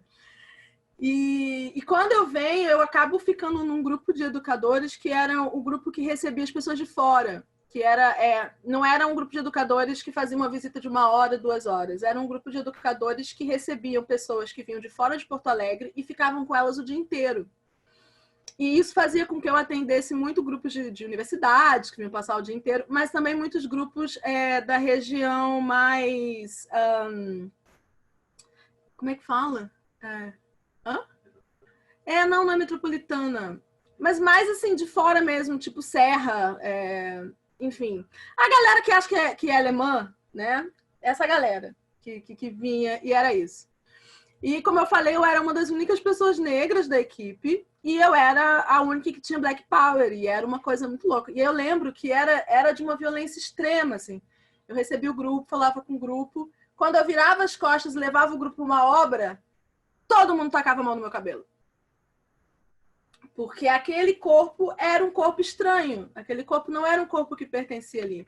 E aí, embora as crianças fossem super fofas comigo, era extremamente violento a coisa do toque no cabelo.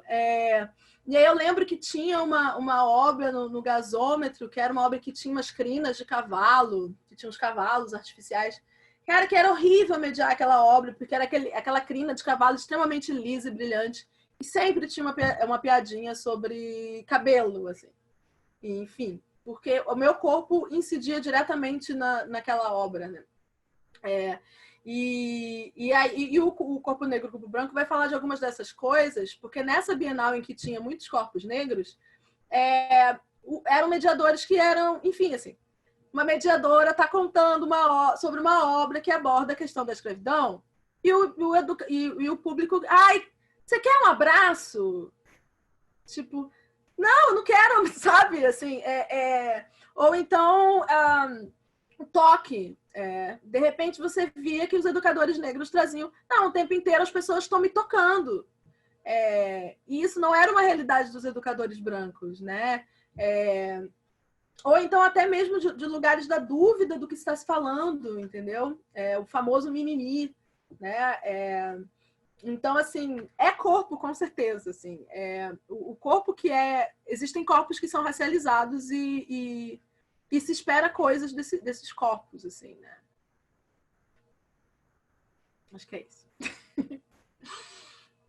Obrigada, Rê. Nada. Perguntas? Senão eu tenho mais uma. E só falar uma coisa, enfim, né? Porque aí eu reclamo muito da Bienal 11 e vou trabalhar na Bienal 12, né? Mas, enfim, só para dizer que, enfim, a Bienal 12 ela não aconteceu, né, presencialmente, então eu não tenho relatos dos educadores sobre ela. Mas uma das questões que foram primordiais para que eu trabalhasse na Bienal 12 foi poder fazer um programa de formação que incluísse, por exemplo, a fala de advogadas sobre o controle, sobre os direitos dos educadores sobre os seus corpos e os deveres da instituição tanto a Bienal do Mercosul quanto os museus que abrigavam a Bienal, os deveres dessas instituições sobre o corpo desses educadores, né? Porque a gente fala muito que o educador ele tem que vestir a camisa da instituição, mas a gente nunca fala do que a instituição tem que fazer por esse educador, né? Então, esse educador ele não pode sofrer nenhum tipo de violência dentro do lugar de trabalho dele, seja uma violência racista, homofóbica, transfóbica, gordofóbica, machista. E a instituição ela tem enfim, ela tem que saber o que fazer quando esse tipo de coisa acontece. E aí fizemos essa formação, mas a Bienal não aconteceu. Só no virtual, quer dizer.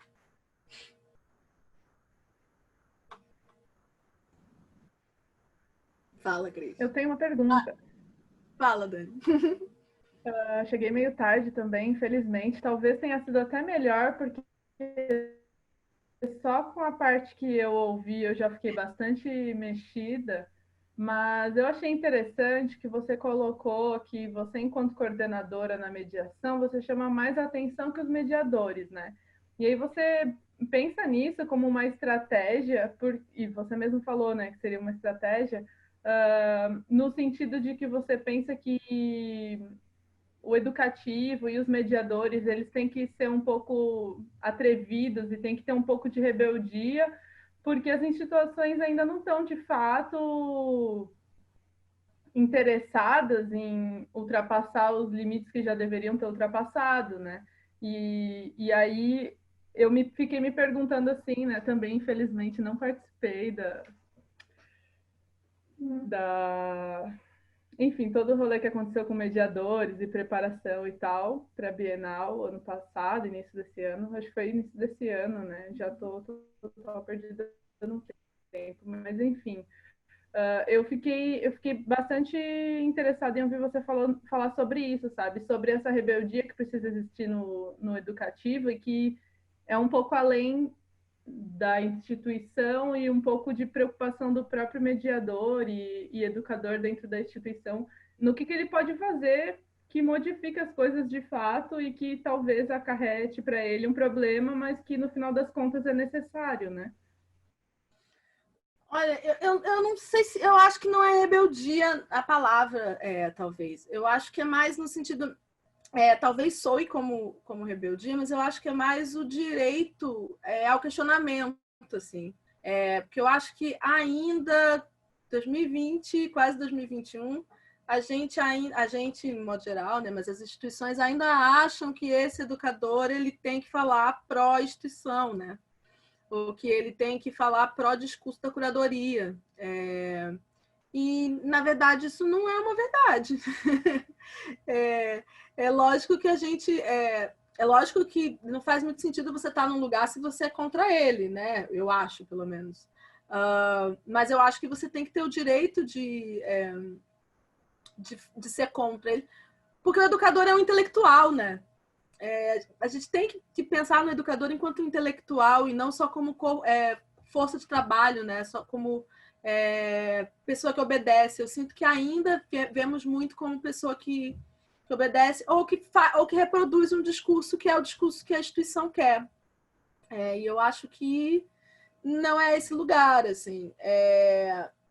E pelo menos a minha luta é que o educador possa falar o que ele queira. É lógico que tem limites, né? Eu acho que, enfim, você vai ter também o educador revoltado que vai ser contra tudo. E aí, assim, mas aí também por que você está aqui, né? Porque não faz muito sentido. Mas... Eu acho que para... Não quero te interromper, mas o sentido de rebeldia que eu coloco, ele acho que se aproxima mais de uma rebeldia contra o sistema como um todo e não contra a instituição, né? E aí Sim. São as coisas do sistema que a instituição corrobora, né? Sim. E aí o que esse mediador faz nessa situação? E também porque a instituição ela é porque bem colonial. Eu entendo. Desculpa, é que para mim travou, eu achei que você tinha parado de falar. Continua, por favor. Não, tranquilo. Foi? Tá. Não, assim, porque eu acho também, assim, que existem, para alguns corpos, só estar nesse lugar já vai ser rebeldia, né? E aí, quando eu falo que eu chamo mais atenção do que o próprio educador, é muito no sentido de que também não se espera que uma mulher negra esteja nesse lugar, né? Num cargo decisório, mesmo que seja um cargo decisório de educação, né?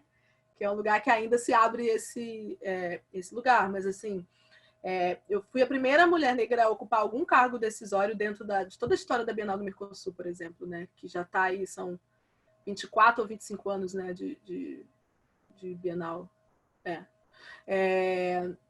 Então, assim, de chegar momentos em que, enfim, a professora não acha que sou eu a pessoa responsável, né? O segurança acha que a mediadora branca é a responsável e não eu, porque na cabeça dele uma pessoa negra não ocupa esse cargo, né? Então, eu acho que assim, só eu estando ali já é um ato de rebeldia, assim. Já começa a se olhar para esse educativo de um outro jeito, porque se essa pessoa está ali, ela só pode estar ali para ser contra. E nem às vezes eu sou até a favor. Essa Bienal ia ser ótima, por exemplo. A Bienal 12 ia ser ótima. Eu acho que eu não teria nenhum problema, inclusive. Mas acho que ser um corpo negro num lugar de decisão já é uma rebeldia por si só, assim. Gente, a sensação que eu tenho é que eu não respondo nada, que eu falo um monte de coisa. Responde até mais, não precisa pensar até mais ainda. Eu tô anotando várias frases de efeito aqui. Isso que tu falou do educador como intelectual é perfeito, né? Inclusive, é muito. Esses dias alguém me falou assim: você tem que dar mais atenção para sua carreira de atriz, porque você está sendo conhecida como a menina que faz educativo, a responsável de educativos, né? E eu falei, cara, que bom, né? Eu conheço pouquíssimas mulheres negras que ocupam esse lugar, assim. Se a gente parar para pensar assim, enfim, não sei. Será que alguém um dia perguntou para Mônica Hoff, que falou para ela que ela tinha que pensar melhor na carreira dela porque ela estava se tornando a pessoa responsável por educativos, pelo educativo?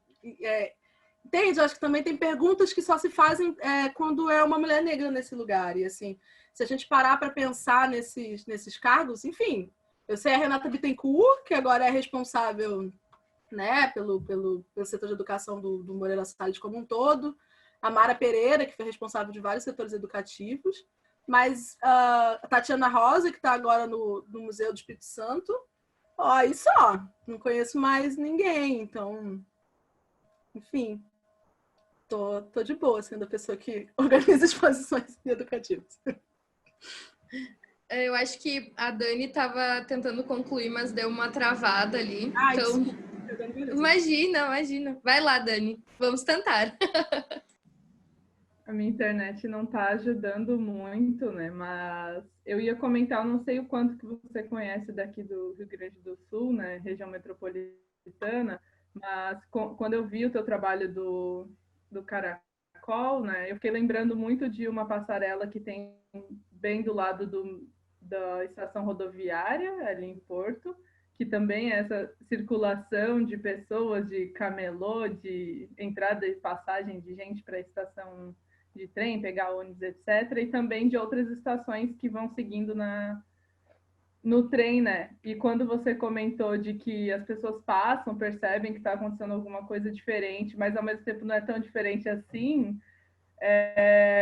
porque já tem uma efervescência de manifestações outras, né? Que a gente não vê em outros espaços, que corroboram para isso tudo ser, de certa forma, natural, ao mesmo tempo que não é comum, né? Enfim, tem muita coisa para falar a respeito do seu trabalho. Eu só queria finalizar agradecendo mesmo. E fica à vontade de ouvi-la mais e mais. Obrigada. Obrigada, eu que agradeço. Isso que você falou faz todo sentido, é isso. E inclusive, isso que você fala corrobora a questão de quando foi ter uma Olimpíada, quebrou-se a Caracol, né? Porque é a higienização, né? Porque a forma circular possibilita novas formas, né? E a forma reta não. Então, você quebra essa circunstância, aí você tira o camelô, você tira a pessoa que mora ali, você tira tudo, e aí você faz uma forma reta muito bonita para movimentar as pessoas do aeroporto até o lugar onde tem os jogos, né? E aí ela tem uma visão muito bonita da cidade, é uma forma de higienização também. Até o que aconteceu no Vale do Anhangabaú, em São Paulo, né? Eram várias formas curvas e virou uma forma reta só, né? Enfim, tem várias aplicações disso que você acabou de falar.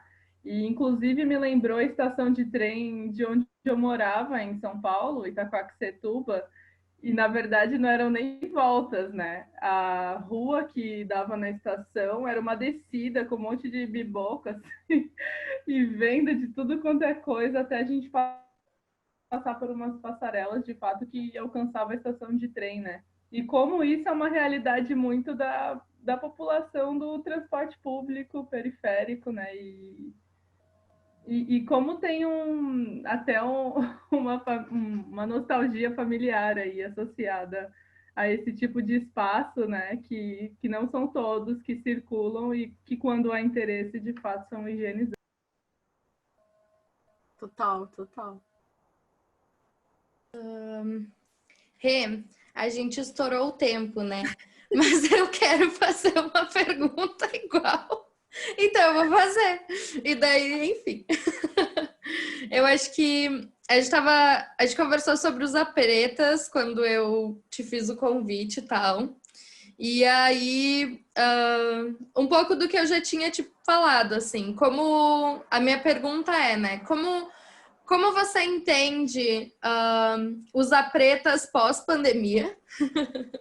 Porque ele tá nesse lugar de criação antes de tudo isso, antes mesmo da gente imaginar que ia ter tudo isso. E aí agora, com toda essa discussão sobre como é estar junto sem estar fisicamente junto, como é compartilhar experiências, momentos e vivências usando o WhatsApp, usando o Zoom, usando todas essas coisas. Isso, de certa forma, adquire uma nova leitura, né? Mas eu também queria saber se essa leitura é interessante para você. Porque, enfim, fico pensando um pouco assim que, sei lá, daqui a pouco a gente vai começar a ver um monte de exposição falando sobre obras que podem estar relacionadas à pandemia, entendeu? E aí pode vir um curador, uma curadora e falar assim, Renata, eu quero este trabalho para isso. E assim, isso é uma leitura total, tipo assim, o que vem, o trabalho se atualizando, né? Mas eu queria saber se isso é interessante para você, se esse tipo de atualização vai de acordo com o que você, enfim, pensa para o trabalho ainda agora, né? Porque você também já tinha me dito que toda vez que você exibe ele é aquilo, tipo, você consegue conferir pelo QR Code uma onda de pessoas que está acessando aquilo de novo. Então ele vai se atualizando sempre, né? Eu queria te ouvir um pouquinho sobre isso. Então, já tá rolando as pessoas que querem usar pretas para o contexto pandêmico. Então, eu acho que tem uma coisa, no geral, da pandemia, que a pandemia... Ai, como falar isso? Vamos lá. Eu acho que tem...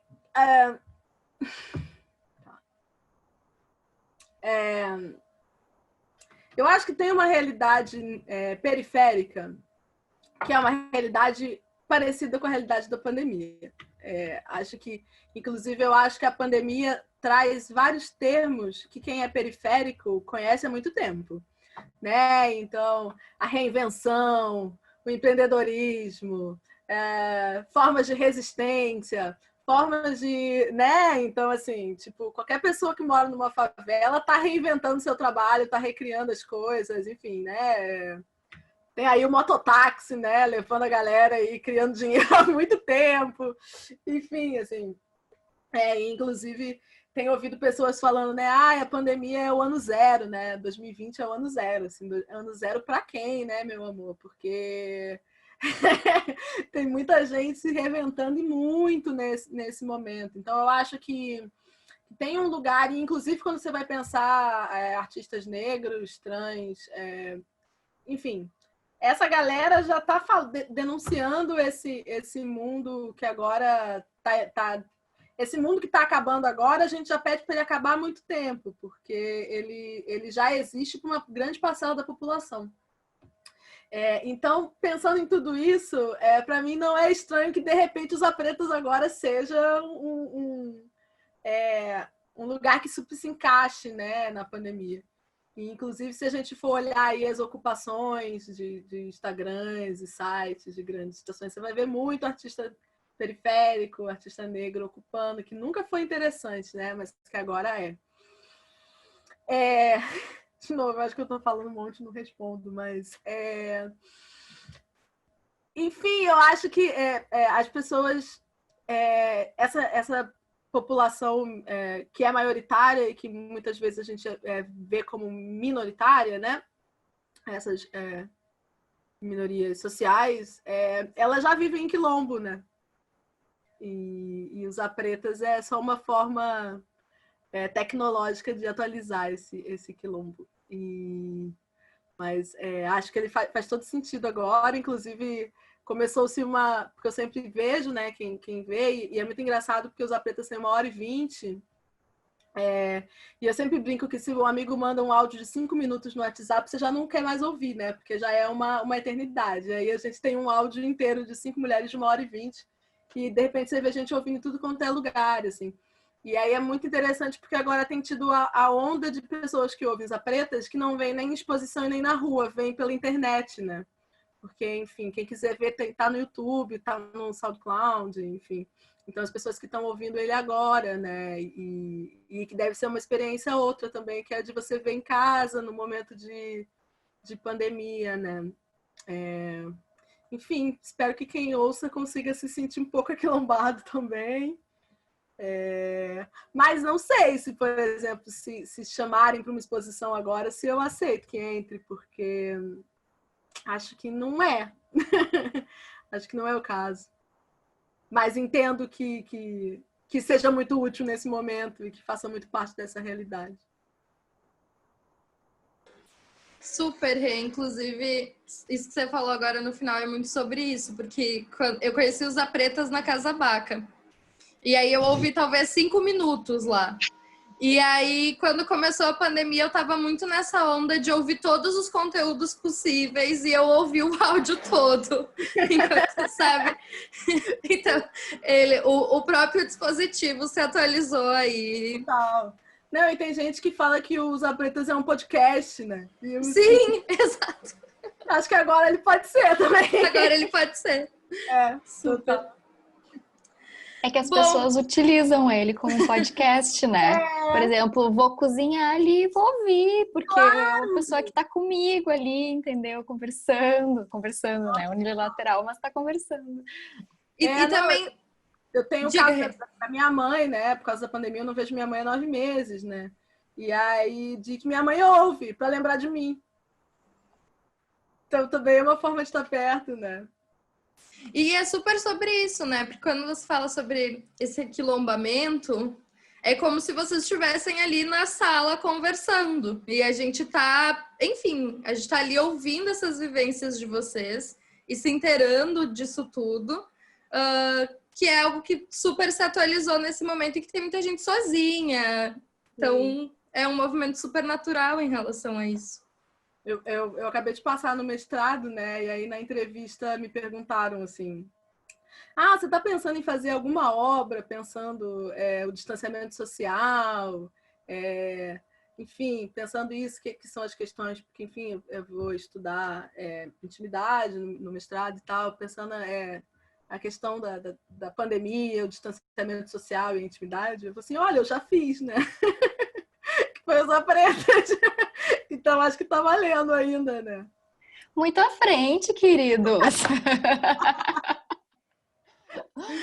Já tá feito. Já tá feito. Rê, a gente super estourou o tempo. 20 horas, gente. 20 horas, gente. Acho que... Nossa, eu super queria continuar aqui contigo, sei lá.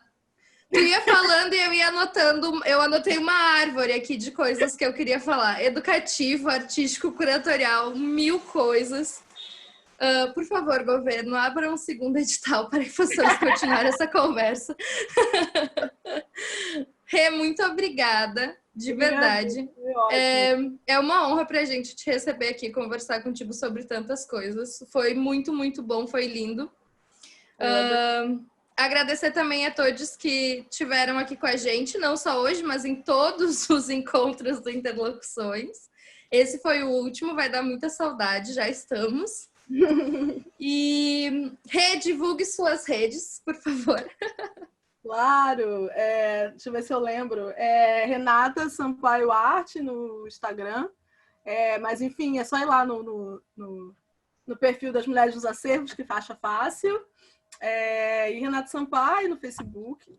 Mas queria deixar o convite, já que a gente falou tanto, principalmente para vocês ouvirem os Operetas nesse momento de pandemia. Né? Ele está no SoundCloud, está no YouTube também. Olha, a Nina já botou até o link. Os trabalhos todos que eu mostrei aqui, eles estão também. Tem YouTube, né? Renato Sampaio, tá tudo lá também.